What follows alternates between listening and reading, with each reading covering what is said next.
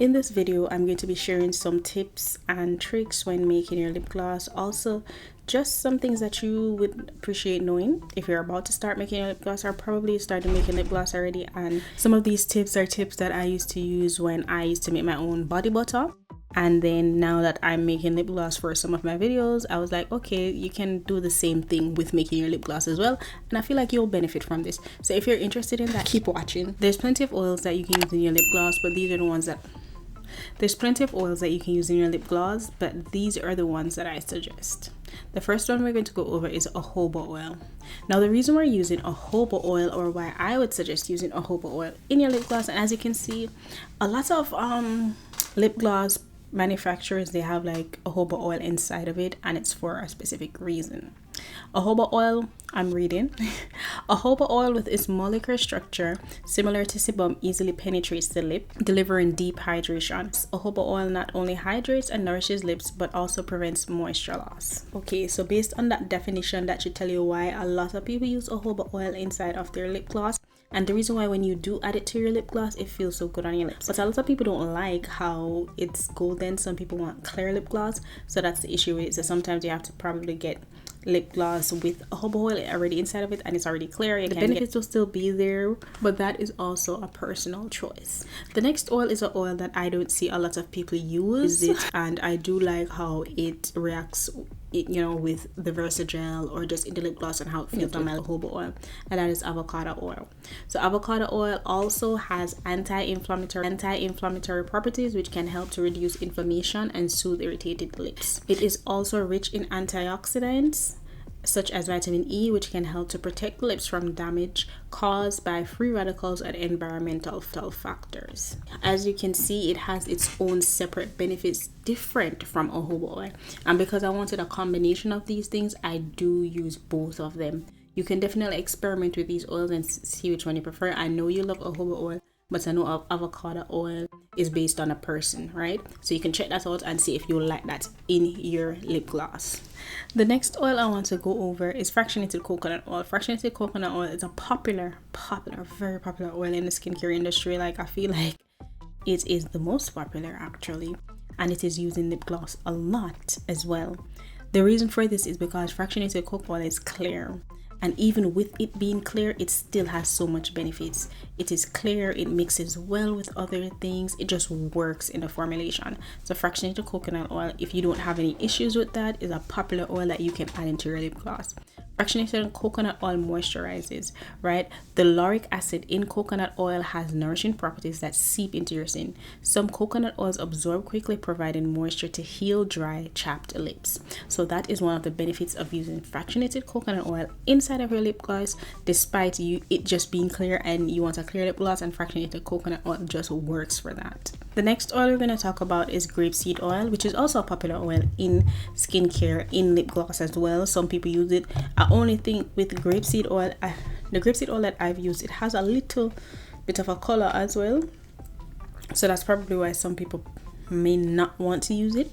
But if you can use it and you don't mind if it changes the color or not, grapeseed oil is like an exceptional oil to use in your lip gloss. Like, grapeseed oil is everything that it's cracked up to be. I love using grapeseed oil, not only in lip gloss but in just a lot of products that I create. I like to add grapeseed oil inside of it. I'm going to give you a textbook definition of grapeseed oil. Grapeseed oil is a rich source of essential fatty acids and antioxidant that help nourish the lips. It helps to keep them hydrated, soft and supple.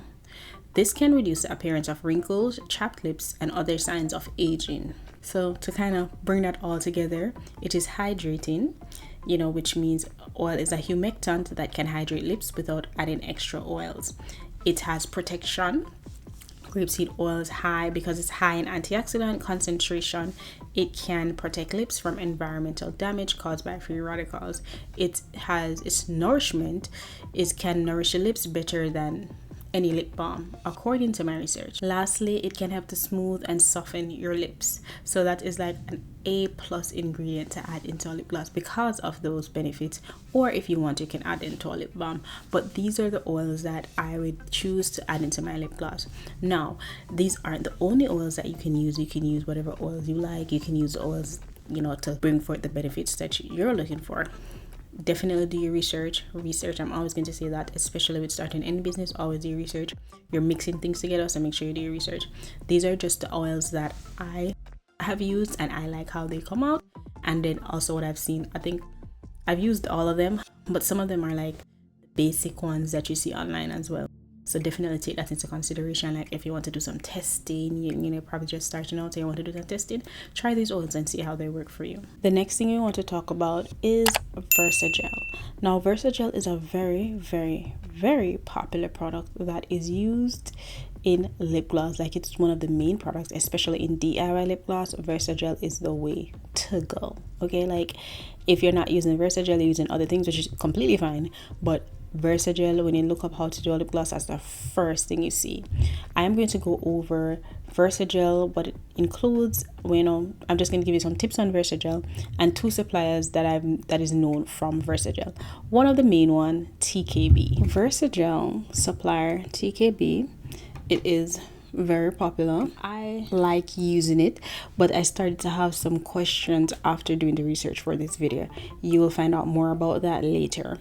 It is TKB. The one that I use from TKB is a TKB gloss base or the TKB Me. So I'm going to check that out and post a video of that. I will post a picture of that. Why I say that is because when you go on TKB's website to get VERSGEL to make your lip gloss, you're going to find that they have multiple types, and it takes you reading the description to figure out which one you want. They have a ready to wear VERSGEL base, which is a VERSGEL that all you need to do is add your flavor, your coloring and your flavor, and that's it. You don't need to add any oils or anything like that, and you're good to go, and you can just repackage them for sale. Then you have the ones that you might want to add a few things. I think they even have one that you don't have to add preservative to because they already add it in it. And yeah, I think that's the one with the flavor that I just mentioned. So if you're looking for a way to do this and do this the simplest way without having to create everything from scratch and just going through the ups and downs of finding percentages, etc., then one of those bases will work perfectly for you. The base that I use and the base that I prefer to use is the one that I can add my own oils to it. It is a bummer that you have to,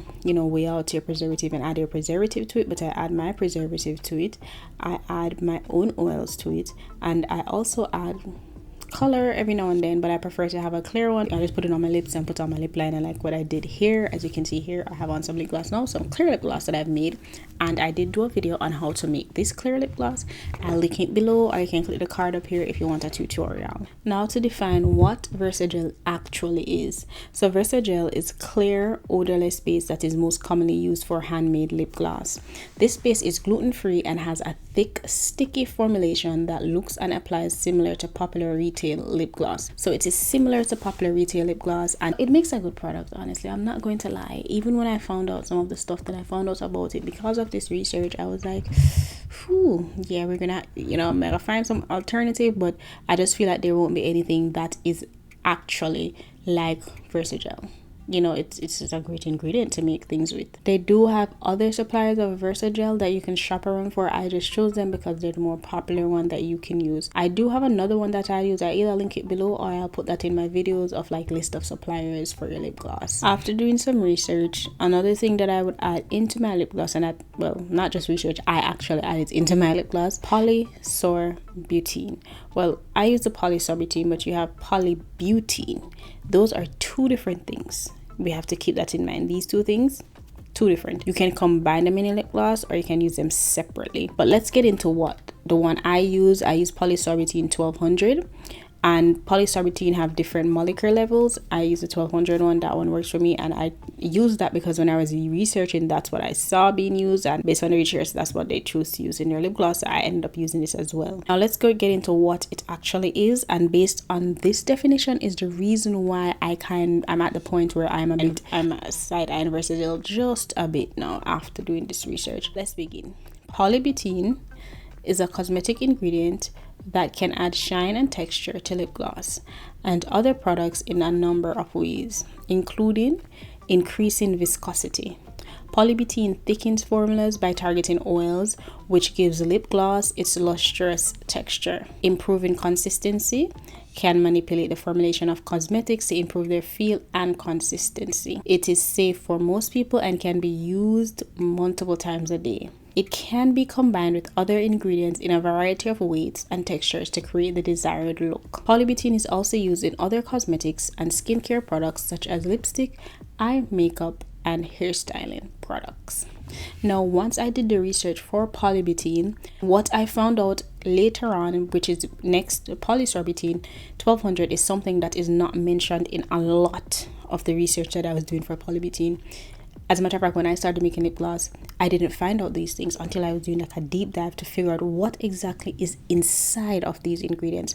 Now, me figuring out what's inside of this ingredient, it's not telling you not to use it, because in order for you to not use it, you're literally going to have to find alternative and experiment with alternative, which I'll mention later. Now, let's begin to polysobutene 1200. Polysobutene does have a bit of some similar properties than polybutene, but they are different. Polysobutene adds shine to your lip gloss. That's why I add it to my lip gloss. I specifically add it into my lip gloss because of the shine. So it makes your lips look extra glossy. Okay, like shiny and glossy. Let me check if mine still shiny now as I'm here on camera. Yeah, still shiny. Yup, still shiny. And that is what's in the lip gloss that I decided to wear today. It is an emollient. It can help prevent moisture loss and moisturize the skin. That's if you put it into your skin formulation. It acts as a waterproofing agent and fixating agent. It can help improve SPF retention and sunscreens. So they do use it inside of that. And that is why I am so concerned, because this is a product that is used in basically everything. And that's why I'm like, I'm not going to tell anybody to not use it, because I don't even know if I'm not going to use it until I find, even though I'm making this for myself, so until I find some alternative and get the proper formula with the alternative, then I'm probably going to still continue using it, because I have a good amount, on my shelf. The big thing that I found out about polysobutene, and somebody might hear this and say, oh, you didn't know that.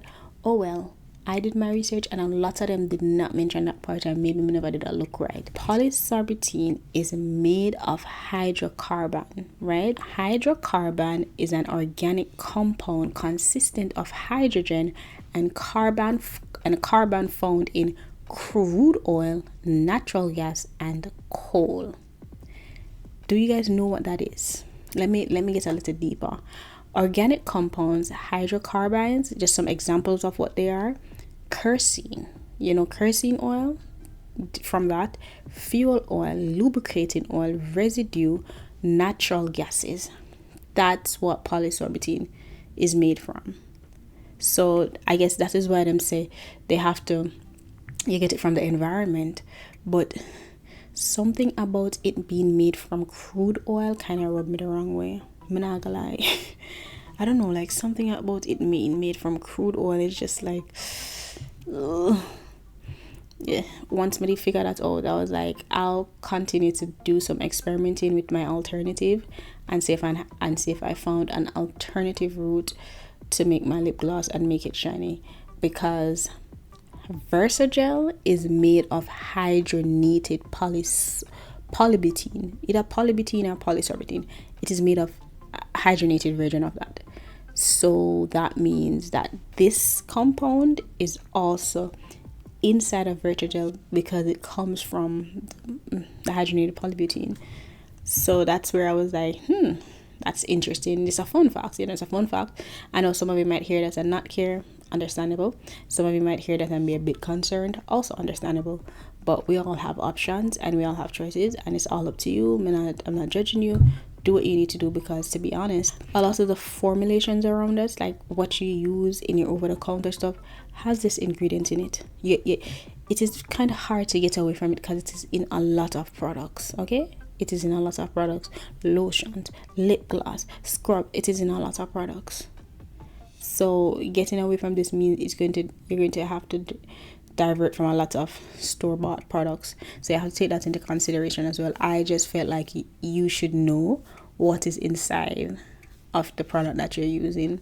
And the reason why a lot of people probably don't pick up that this is inside of the products is because when you look at the manufacturing ingredients and when you look at the list, it's not saying, oh, crude oil, it's saying hydrocarbons. And a lot of people don't know what hydrocarbons mean, and unless you go click it out like I did, put it in Google, try to research what it means, you won't know that. And when I speak about in a lot of my videos and tell you how to make a formulation and write down, hey, you need to do research, that's the type of research that I say we need to do, even though I should have done it in the beginning. But that's the type of research. Research the things that you're using, research the things that you're making, you know, research your ingredients. You never know, just because you see somebody else use it, still have an idea of what this product is. That was my rant.